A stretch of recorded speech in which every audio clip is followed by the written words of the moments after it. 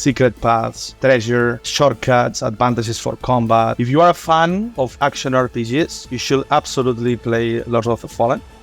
Hello, my name is Saul Gascon. I'm the head of studio at Hexworks, an executive producer for Lords of the Fallen. It's not only a very deep RPG experience in terms of all the builds that you can create, weapons you can use, gear, amulets, rings, umbral eyeballs. I mean, you have plenty of pure RPG elements in it. It's also a fast-paced action in which we respect the spirit of this tactical action RPG genre. And on top of this, and this is one of our most groundbreaking innovations, we have Umbral, in which the world is created in two layers: Axiom, the realm of the living, and Umbral, which is the realm of the dead. So you will find yourself exploring the very harrowing places that we've built for you, and at some point find a blocker you don't know how to progress. Then you will just speak with your lamp and see that on the other side there is actually a whole world to explore: secret paths, treasure, shortcuts, advantages for combat, etc, etc, etc. But of course, like picking into Umbral is not for free. Every time that you raise your lamp, you can see on the other side, but the other side can also see you. So you also need to be very aware of your surroundings, who's there, because you can get pulled into Umbral at any point. Lords of the Fallen is a reboot and a sequel of the original game of 2014. We built the game with the premise of what would have happened in that universe, in the world of the Fallen, after 1,000 years. Why 1,000 years? Because we wanted to have the flexibility to actually do a reboot of the series, bumping up graphics, visual style, gameplay, like everything. So all fronts have been actually improved, but respecting the original material. So you will see in Lords of the Fallen characters, situations, lore, obviously, from the first game. In fact, we built everything based on the premise of these two gods fighting each other: Adir, the demon god, and Orius, the radiant god, which is just mentioned as one lore item in the first game, but we took that and we expanded it. Basically, the leader, or let's say the god, of the three judges, which the legends of the first game established as three warriors that defeated Adir. So we took that and expanded on that lore. Basically, the first game focused a lot on Rogar, on Adir, and in the second one, we took the other faction and expanded it. But on top of this, we added a third layer, which is Umbral, which is also not directly mentioned, but there is notions of the existence of this spirit world, but just like a side notes here and there. And we took that and just made it the third god in dispute. So this basically allowed us to, while respecting the original game, add two more layers of complexity in terms of narrative, world building, and relationship between the gods, which at the end is relationship between characters, because at the end every character in our world is a pawn of a god. In Lords of the Fallen, the progression system is built in several layers. From the most basic RPG, what you will expect of any RPG, right? It's like you kill things, those things give you experience, you level up, and then you decide how or what you want to level up, right? So like from vitality to agility to inferno or faith. All of these will increase. All these stats that you can tweak will modulate the type of character that you are playing. You can change this while you're playing, and actually there are items that you can also reset this as well. On top of this, you have the gear layer. So everything you equip, it's important to the type of build you want to generate. So if I want to be, for instance, a tanky boy, I'm gonna put a lot on my vitality, right? So I have a lot of health, and I'm gonna put huge ass armors and big weapons, right? So I wanna be slow, but I'm gonna be smashing everything that comes in. If in the other hand, I wanna be a faster type of player, I can keep, for instance, 2 knives or 2 short swords, put a lot on my agility, and then spend my points there, right? So then I'm a very fast moving character that can use different combos and types of attacks. This is the second layer. On top of this, we have different upgrade systems that go tied to the actual equipment.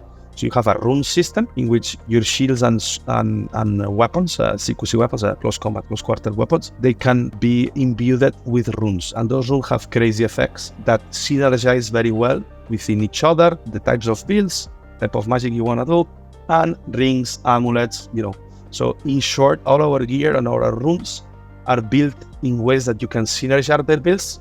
So like, for instance, one is like, okay, I imbue my weapon with poison, a poisonous rune, but actually I have a pendant that when I apply poison, I can also apply other types of ailments to enemies. So then if I equip another item that gives me that other type of ailment, then I can start stacking these effects to create very crazy and fun to play builds, right? And then on top of this, last but not least, we also have the Umbral Lamp. The Umbral Lamp can be also upgraded and can be also socketed with Umbral eyeballs, which come from previous lamp bearers that died trying to do what you're trying to do. And each of them had a different, let's say, personality, which it means different play style. So one are stronger and slower, one are faster and more sneaky. And all of these are represented with these Umbral eyeballs that when you apply to your lamp, they can give crazy effects. Like for instance, Soulflake affecting on an area instead of just one enemy, dashing, applying Wither to your enemies. So there is a lot of crazy combinations. And then of course the last of all is your skill level. That's something that you're gonna start the game playing in a specific style, because you come from either other games in the same genre or from other types of game outside of these so-called Soulslikes, and you will have a, let's say, like your culture of how to play this type of game, right? And then slowly you will start adapting it as you see that enemies require you to use different tools and different gear. It's very hard for us to actually say exactly how much it will take for an average player to beat the game, because we've seen very variant, let's say, lengths, and it all depends on several things. If you're experienced with the genre before, what type of path you take to, because maybe you take a path of, like, for instance, a pyromancer, and then are going to be sections that are going to be harder for you, but not for another. So it's very random. But what we've seen is that more or less as an average, it's somewhere between 35 to 40 hours. But for a very experienced player like us, for instance, 32 hours. But it is us that we know everything. So then we've seen very experienced Soulslike players taking 35 and more hours, and newbies, let's say, to the genre, right, taking even more than 40 or more. This is only to get one ending. On top of this, if you actually are really keen to explore in Umbral and discover all its secrets, because there is a lot of loot to be retrieved there, then just expand this by more hours and more hours. And if you go for the 3 endings, well, then yes, you multiply your time, your minimal time by whatever, if you want to finish the 3 endings by 3, right? We wanted to keep the quality constant through the whole experience. So expect surprises. When you think like, oh, okay, I think I've seen that, now it's not. Then we will drop on you some new surprise.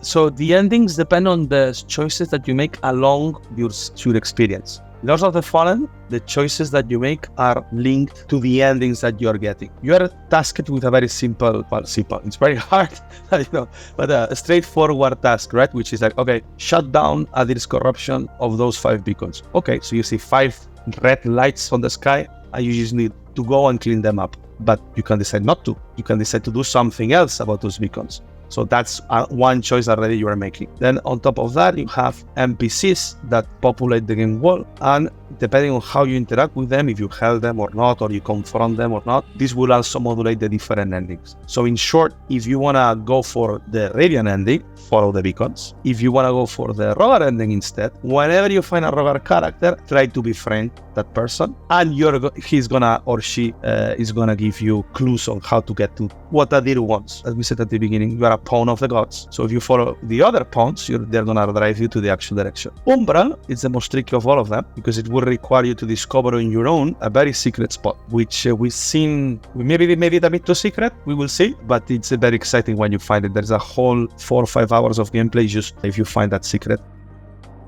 At the end, for us, what is really important, immersion. We want you to be immersed in that world. We want you to get lost in it, interact with its characters, fight its bosses, go through its territories, find gear, as less of influence as possible from us. That's why you don't have quest givers, or you don't have like markers on the map. You want to discover more? Up to you. You have the clues. We give you all the clues of the world. Find them yourself. Lords of the Fallen is coming out 13th of October for Steam, Epic, Steam Deck, PlayStation 5, and Xbox Series X and S.